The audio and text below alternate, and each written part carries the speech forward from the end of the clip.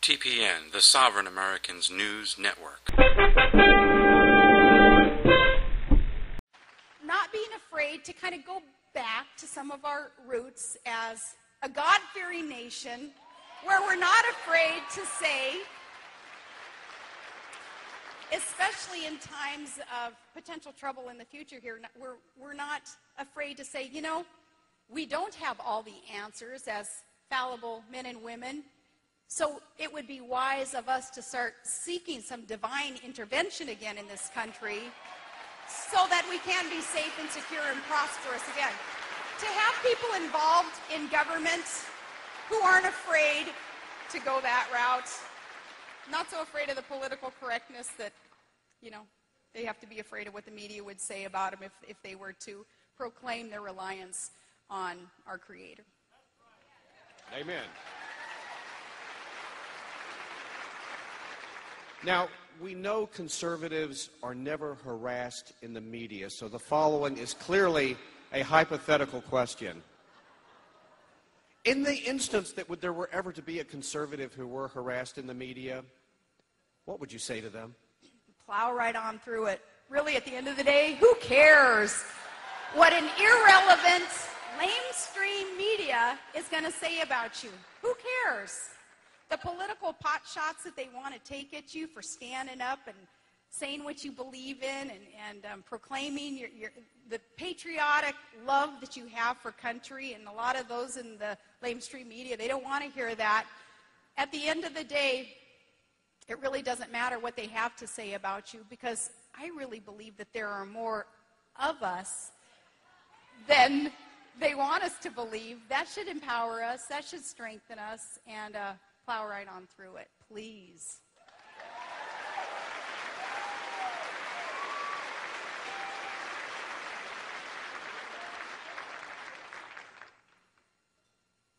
We've mentioned today is Ronald Reagan's, or would have been his 99th birthday, the 99th anniversary of his birth.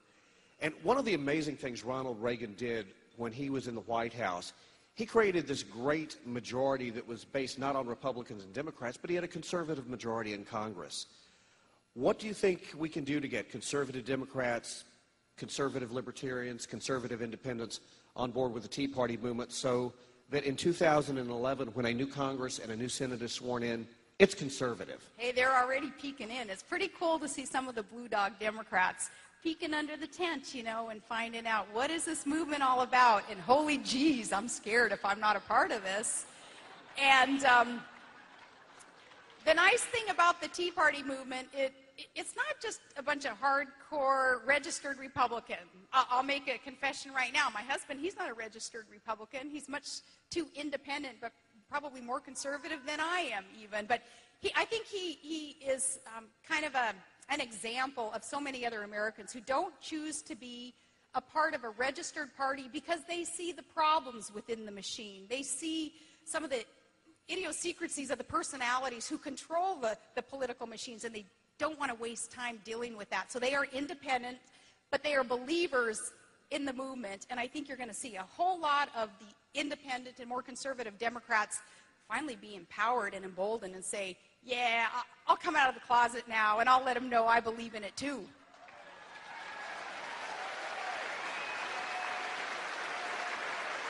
Now, as I talk about Todd explaining that he's not a registered Republican, I guess I need to apologize to the Republican Party, because some people have said, you're a pretty weak Republican spokesperson then if you can't even get your own husband to convert, but he's much too independent. Don't feel bad. My wife left the Republican Party too. We hear about the Obama plan. What's the Palin plan?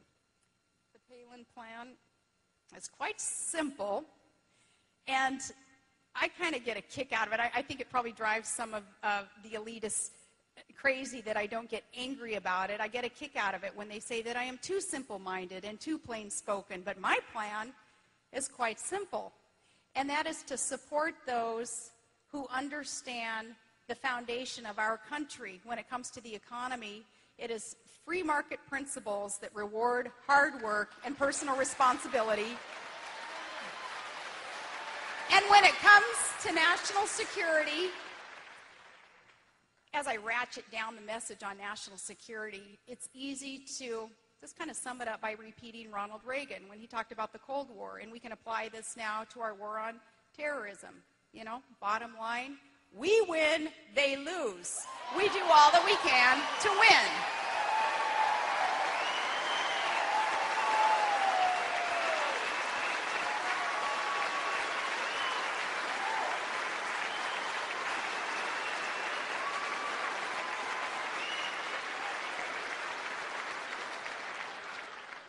For you, national security is a little more of a personal issue. You've got a son in the Army. How's he doing? He's doing awesome, and I am so proud of him and the decision that he has made, along with all the many, many men and women in uniform who I look at, especially these young men and women, and think, you know, they could be doing anything or nothing else in our world, and they have chosen to serve something greater than self. They're not just biding time or wasting time in their young years of their lives. They get it. They understand the need to protect our security and to really be willing to die for our freedom. And when I talk about my son, and he doesn't like me to talk about him, as a matter of fact, he'll chew me out if he hears about this, but he may be watching. I don't think he's ever turned on C-SPAN in his entire young life.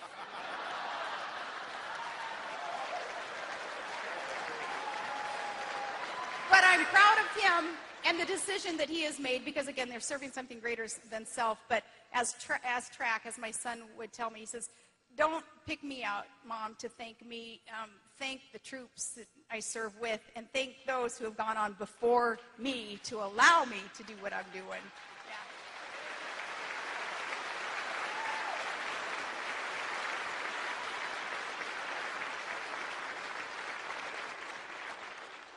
2010 is an amazing year because it's an election year. We're rolling through the primaries. We just got through Illinois. I'm not even sure what's coming up next.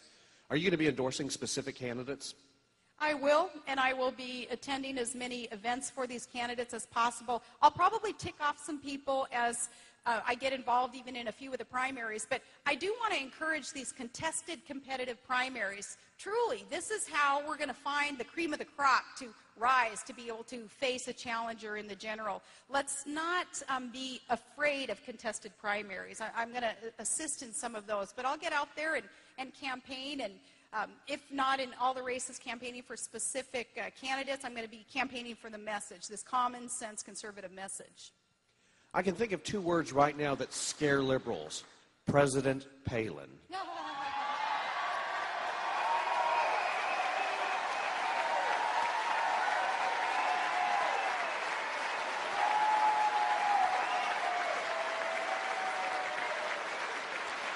I can...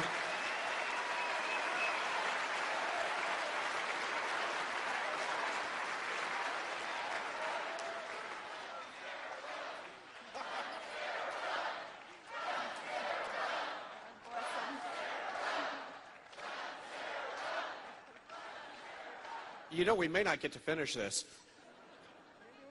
It seems to be two words that gets everybody on their feet. This is probably, I think, going to have to be our last question.